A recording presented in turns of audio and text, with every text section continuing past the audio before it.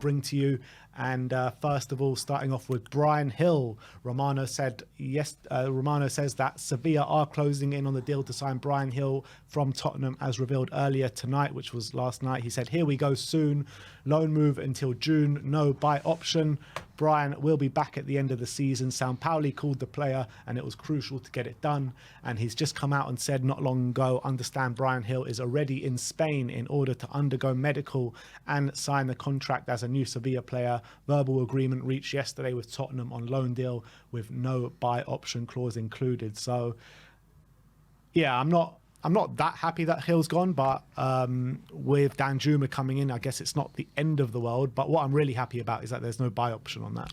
Yeah, look, Bryan Gil has just been pictured at Sevilla airport. I'm going to try and bring up on the phone shortly just to show you all. But there are now pictures and videos circulating of Bryan Gil flying over. I think he's just arrived at Sevilla. So that one looks done. Quite disappointing. That, again, it's going to be another loan move to Spain, which is something that he had last season. It wasn't exactly... the best deal for him. It started off well. One sec. And it's not something that we necessarily want. We don't want him to go back to Spain again, because he's had a couple of loan deals to Spain, and it's not something that try and bring up. Sorry. Can we not get Eric Lamela back in the deal? Let's try and get him back. 1 second. We know what he can do in Spain. Spain is not what we need from Bryan Gil. We need him to get a deal in England, which is... here we are. Let's get this up. There is Bryan Gil at Sevilla airport, just for your confirmation. He's got the thumbs up. Let's get that up. There you go. So that deal pretty much done now. It looks like Bryan Gil to Sevilla, but it's a deal that doesn't really help his development when it comes to whether he's going to be really suited for the Premier League and all that kind of stuff. That's the most frustrating thing. I don't really see him it helping his long-term future at Tottenham. Absolutely. That's the problem. Although the game time will help, but there's no. We saw it at Valencia. I mean, he started well and was playing a lot of games, and then he was starting to be on the bench again. So there's no guarantee he's going to get the game time. There's no point to it really. It's just 6 months away from Tottenham. Yeah. So I don't know. I guess, look, on one hand as well, we do need to get rid of a foreign player or 2 foreign players before the end of the window in the Champions League. So from that point, I kind of understand it. And if he does get regular game time, regardless of whether it's in the Premier League or not, it will help his development to play regularly. I was under the understanding, I might be wrong, that if you're 21 or below, that you don't need to have be registered or something. For the European competition or the Premier League competition. They don't count as a foreign spot. I think it's in the Premier League. Is that only Premier League? Yeah, I'm not sure about the Champions League. You've got the A list and B list. You have to be on one of them. And also, isn't Gil 22 now? He's 21. He's still 21. Okay. We signed him at 19, did we?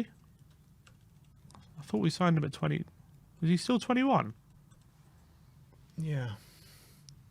Yeah, he is, yeah. Oh, he turns 22 next month. Yeah, I think it's only in the Premier League. I think Champions League's a bit different. Right. I think Champions League rules are a bit different. Because I remember we had to leave out, I can't remember who it was. I think it was Foyth, when he was, even though he was 21 years of age because of it. So I think we'd have to put Gil in the squad. Just take players like Davinson Sanchez. Let them, what do we need Davinson Sanchez in the Champions League squad for? What do we need? We've got so many excess players that we don't want to use, and it's just past their sell-by date or just rubbish.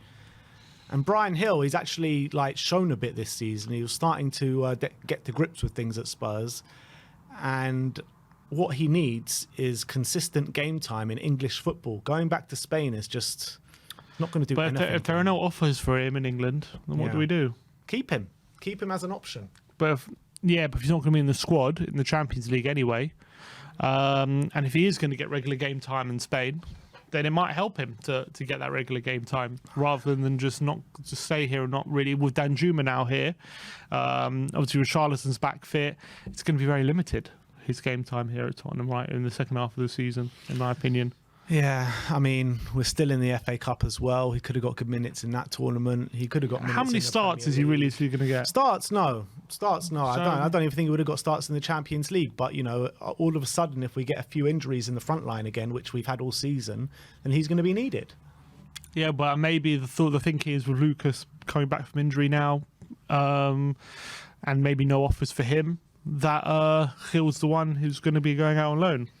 Maybe that's the thinking. Look, at the end of the day, I'm not that upset that he's going out on loan. I'm more upset that he's going to Spain, and I'm more upset, but I'm happy that there's no buy option because I really believe in Gil. I'm a big believer in Gil, and I think that obviously a move to like England or even Germany, I think would have put him in better stead than going back to Spain. But it seems as though only Spanish teams are interested in him.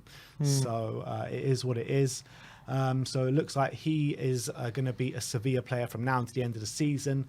Let's move on to Lucas Moura. Paul O'Keefe says it is now unlikely that Lucas leaves by Tuesday evening. We saw him playing for the under-21s against Arsenal, getting a goal. And it looks as though maybe we haven't seen the last of Lucas Moura now. Yeah, seems as though, which is interesting. Maybe we'll have a final hurrah in the last 6 months. He's had terrible trouble this season with injuries. Apparently inflamed thigh injury, which has been playing up pretty much throughout the whole season. Hasn't really been able to get back fit at all this season.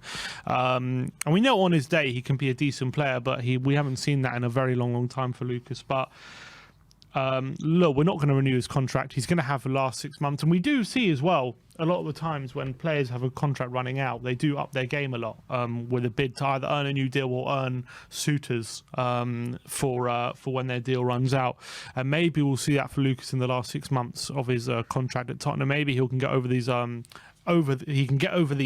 niggling injuries and actually provide some cover for the right wing, because as a backup to right wing to Kulusevski, all of a sudden, if he is fit and available, and he is getting back to what maybe half of what his best was, he could be a decent option off the bench and a squad option for the last 6 months. So that is something to consider, I guess, going to the last 6 months. Instead of having Gil there, we can have maybe someone with Lucas Moura who's. We know in the Champions League he's been fairly effective, but we just it's hard to believe when you haven't seen it for so long that he's going to be able to hit those heights again. But I think I can understand it. If we can't get rid of him, then hopefully he can just provide some sort of cover for the remainder of the season. We'll see. Me personally, I'd actually like to see Bryan Gil begin with more minutes than Lucas Moura at the moment. With what Bryan Gil's shown in the Champions League and in a few appearances here and there, Lucas Moura. When's the last time, never mind got on the pitch, but had a good display even when he was on the pitch? I don't remember one for ages. Like, has he even had a good performance under Conte? I remember when Conte first came in, he was decent, but it was, and then he very quickly came out of the team once we got Kulusevski. Right at the beginning of his tenure, he was actually not bad. I remember he had good games against the likes of Palace at home, Norwich. He was decent, scored a great goal from outside the box. But then his form really fell off. This season he hasn't played tragic. This season, has he? Like early in the season he had a couple of appearances, but he's been really poor. Hasn't been his same Lucas, but he's clearly, to be fair to him, he has had really bad injury problems. That's been clear, and hopefully if he is over them, maybe he can start to be someone who can contribute. I hope so. I hope so. I really do. But that is the Lucas Moura situation. He will be it looks like he will be staying at Tottenham for the remainder of this season. Let's talk about Piero Hincapie now. Dan Kilpatrick says that Antonio Conte wants Tottenham to sign a top centre-half, but any move for Hincapie will likely have to wait until the summer. Tottenham are not working on any other deals for the first team as it stands. Ali Gold says Tottenham do have an interest in Piero Hincapie. However, a summer deal is currently seen as more likely for anyone interested.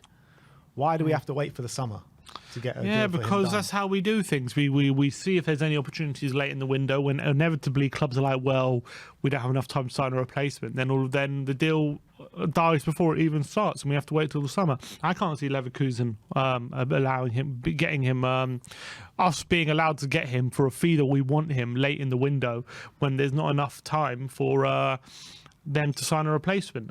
He's a very young player, a player with high potential and high quality, and he's someone who they're going to want to get the best price for. Why would they sell him 2 days before the end of the window when they're not going to get?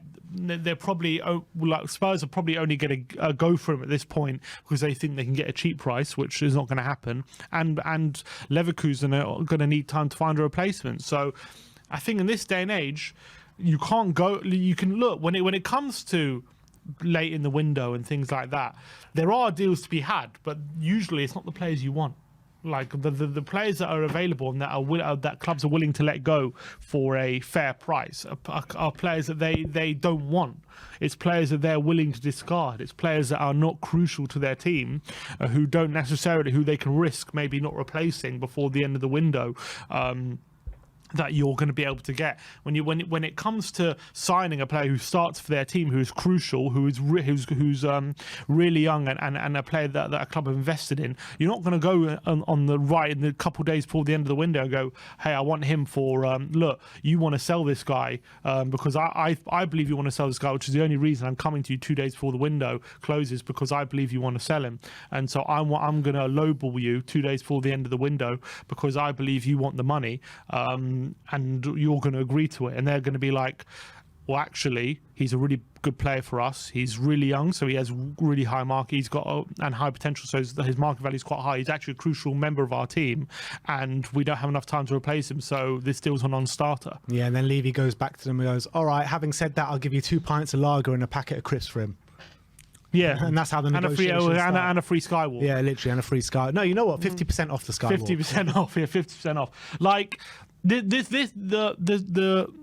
know obviously we're seeing Cancelo move late in the window, and that's like an anomaly in this day and age. That's different as well because Cancelo's been out the team for a while. I mean, he's hardly played. Yeah, exactly. But when it comes to signing players who are crucial to the team that you're buying from, you're not going to get a deal. You might be able to buy them, but you're not going to be able to buy them for a deal which you're going to be happy with. If Tottenham are in the market of as they say, looking for opportunities, which means basically lowballing teams, trying to get players for under market value, you're not going to go to buy Leverkusen 2 days before the window and agree a deal which is under market value. You're going to have to pay over the odds to get him at that point, not under the odds. So it doesn't make sense to me that we only wait to the last of the window to go get someone like Hincapie when Leverkusen are never going to agree to pay to an undervalued bid 2 days before the end of the window. That's the only way you get players that late in the window is because the club is desperate to sell, and I just don't see that situation here. This club just is so wrong in everything from top to bottom. I mean, we signed Richarlison in the summer for 60 million and everyone's like, oh yeah, they're changing their ways. They're spending such big money on a player that they don't even need when you've got Sonny and Kane there and you're spending 60 million on Richarlison. But then when it comes to a player that you really need, like Pedro Porro or Hincapie, all they want to do is lowball. But then suddenly they just splash out 60 million on Richarlison, which, when we've got Kane and Son, it just doesn't make sense. Nothing makes sense at this football club. Mm-hmm. Like, what are they doing? They should be going hard for the positions we're desperate in, which is what we said in the summer. To be honest, if you're going to spend big in the positions that we need. And if you are going to spend big in the positions that are to improve the depth of the squad, that's fine, but don't make it to the detriment of the other positions. Exactly. That's absolutely spot on. Absolutely spot on. And it's time and time again they're doing it. They're just looking for just opportunities and deals that suit them. Not even if we need them in the squad, just opportunities and deals on certain players. And it's like 2 players have come about in Hincapie, well, more Pedro Porro than Hincapie, where the player's desperate to join us now. We've had deals, we could have matched that release clause on the first day of the window, and now we're left with the tail between our legs because now they don't want to spend an extra 2.5 million. Surely, if it's down to just 2.5 million, that deal, it will get done. Surely. You have to... things will go nuclear if that's the case and it doesn't get done. And the last update we've got is about a new signing, people. We've brought in a new Come player. on. His name is Jude Sunsop Bell. Baller. Ali Absolute Gold baller. says Spurs are hoping to sign Chelsea striker Jude Sunsop Bell this week and initially bolster their academy, but with a prospect of a summer loan. Nazar Kinsella, who's a Chelsea ITK or a Chelsea journalist, says Tottenham are now expected to seal the signing of Jude Sunsop Bell, who also had a similar offer from Man City. And for what I'm hearing as well, that he's got a medical booked in at Hotspur Way today. So Jude is a 19-year-old. He's got quite a high reputation about him. I believe 2 seasons ago, I was listening to a Chelsea fan who's quite clued up on their academy. He said for the under-18s, this guy was absolutely smashing it, like scoring hat tricks and 4 goals every game. And then this season, he's been having problems off the pitch, injuries, illnesses, and he's fallen down the pecking order for the under-21s, I think it is, and he's now the 3rd choice striker or something. So, and he's also taken on new representative in terms of agencies. So he's looked for the move, and he's joining Tottenham. So hopefully that can be one off the production line from the academy, but I won't hold my breath. Yeah, we'll see. Look, when it comes to academy players, it's hard to judge very young how good they are and how much of a career they're going to have. But we'll have to wait and see. Look, I'm happy that they've identified an academy player and they believe that he could be a very good player for us, which is why they pushed the bell out and got him. We've seen it a million times, though. You know, players in the academy being amazing and killing it, and then it comes to men's football and it's not the same. So we'll have to wait and see. But I'm happy that that I'm always gonna be on the side of, like, if you're trying to bring through young players and you've identified players early and you're going to bring them in because you believe in their talent, then that's fine with me. But we'll have to wait and see how he develops. We'll be keeping eye on him.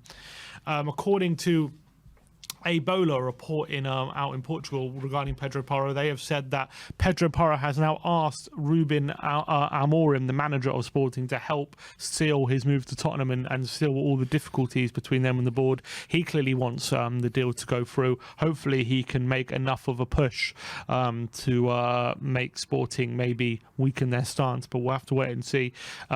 He definitely was saying goodbye. Of course he was. After that League Cup final, he clearly was told he was going to be moved to Tottenham. So hopefully he could be a key cog in whether this deal that standstill or the stalemate can be overcome. Let's just hope the Sporting hierarchy got a bit of all us about them, eh? Yeah, I wouldn't be surprised, to be honest.